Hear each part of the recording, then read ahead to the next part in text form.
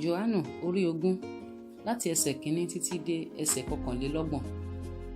Ní ọjọ́ ìkíní ọ̀sẹ̀ ní kùtùkùtù nígbà tí ilẹ̀ kò tíì mọ́ ni Màríà Magdalene wá sí ibojì, ó sì rí i pé a ti gbé òkúta kúrò lé ẹnu ibojì. Nítorí náà ó sáré, ó sì tọ̀ Símónì Pétérù wá àti ọmọ ẹ̀yìn mìíràn náà ẹni tí Jésù fẹ́ràn, ó sì wí fún wọn pé wọ́n ti gbé Olúwa kúrò nínú ibojì, àwa kò sì mọ ibi tí wọ́n gbé tẹ́ ẹ sí. Nígbà náà ni Pétérù jáde àti ọmọ ẹ̀yìn mìíràn náà, wọ́n sì ń wá sí ibojì. Àwọn méjèèjì sì jùmọ̀ sáré, èyí ọmọ ẹ̀yìn mìíràn nì sì sáré yá Pétérù, ó sì tètè kọ́ dé ibojì, ó sì bẹ̀rẹ̀, ó sì wo inú rẹ̀, ó rí aṣọ ọ̀gbọ̀ náà lélẹ̀, ṣùgbọ́n òun kò wọ inú rẹ̀. Nígbà náà ni Símónì Pétérù tí ń bọ̀ lẹ́yìn rẹ̀ dé, ó sì wọ inú ibojì, ó sì rí aṣọ ọ̀gbọ̀ náà wà nílẹ̀, àti pé gèlè tí ó wà níbi orí rẹ̀ kò sì wà pẹ̀lú aṣọ ọ̀gbọ̀ náà, ṣùgbọ́n a ká a jọ ní ibì kan fún ara rẹ̀. Nígbà náà ni ọmọ ẹ̀yìn mìíràn náà, ẹni tí ó kọ́ dé ibojì, wọ inú rẹ̀ pẹ̀lú, ó sì rí i, ó sì gbàgbọ́, nítorí pé wọn kò ṣáì tí mọ ìwé mímọ́ pé òun kò lè ṣàìmá jíǹde kúrò nínú òkú. Bẹ́ẹ̀ ni àwọn ọmọ ẹ̀yìn náà sì tún padà lọ sí ilé wọn. Ṣùgbọ́n Màríà dúró létí ibojì lóde, ó ń sọkún, bí ó sì ti ń sọkún, bẹ́ẹ̀ ni ó bẹ̀rẹ̀, ó sì wo inú ibojì. Ó sì kíyèsí àwọn áńgẹ́lì méjì aláṣọ funfun, wọ́n jókòó, ọ̀kan níhà orí àti ọ̀kan níhà ẹsẹ̀, níbi tí òkú Jésù gbé ti sùn sí. Wọ́n sì wí fún un pé, obìnrin yìí, èéṣe tí ìwọ fi ń sọkún? Ó sì wí fún wọn pé, nítorí tí wọ́n ti gbé Olúwa mi, èmi kò sì mọ ibi tí wọ́n gbé tẹ́ ẹ sí. Nígbà tí ó sì ti wí èyí tán, ó yí padà, ó sì rí Jésù dúró, kò sì mọ̀ pé Jésù ni. Jésù wí fún un pé, obìnrin yìí, èéṣe tí ìwọ fi ń sọkún? Ta ni ìwọ ń wá?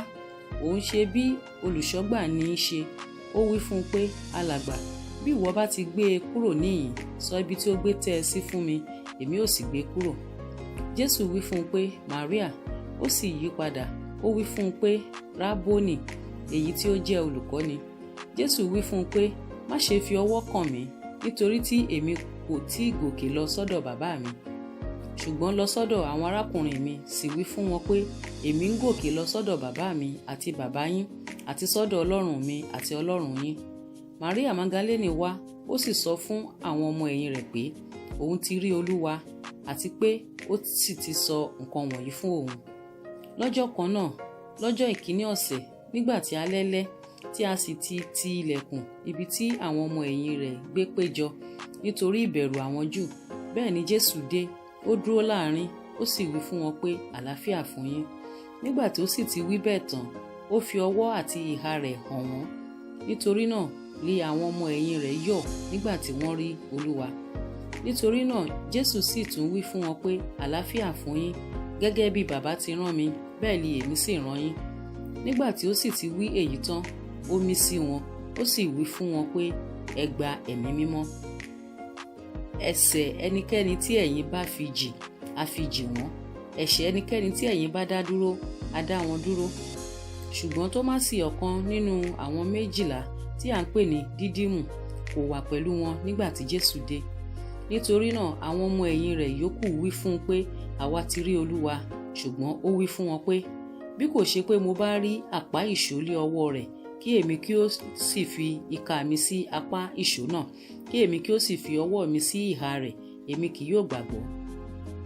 Lẹ́yìn ijọ́ mẹ́jọ, àwọn ọmọ ẹ̀yìn sì tún wá nínú ilé, àti Tómásì pẹ̀lú wọn. Nígbà tí a sì ti ilẹ̀kùn, Jésù dé, ó sì dúró láàrin, ó sì wí pé àlàáfíà fún yín.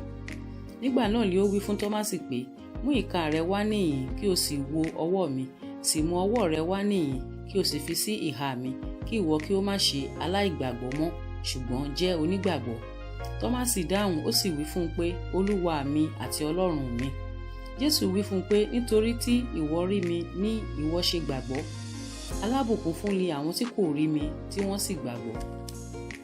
Ọ̀pọ̀lọpọ̀ iṣẹ́ àmì mìíràn ni Jésù ṣe níwájú àwọn ọmọ ẹ̀yìn rẹ̀ tí a kò kọ sínú ìwé yìí. Ṣùgbọ́n wọ̀nyí lé a kọ kí ẹ̀yin kí ó lè gbàgbọ́ pé Jésù ní í ṣe Kristi náà, ọmọ Ọlọ́run, àti ní gbígbàgbọ́ kí ẹ̀yin kí ó lè ní ìyè ní orúkọ rẹ̀.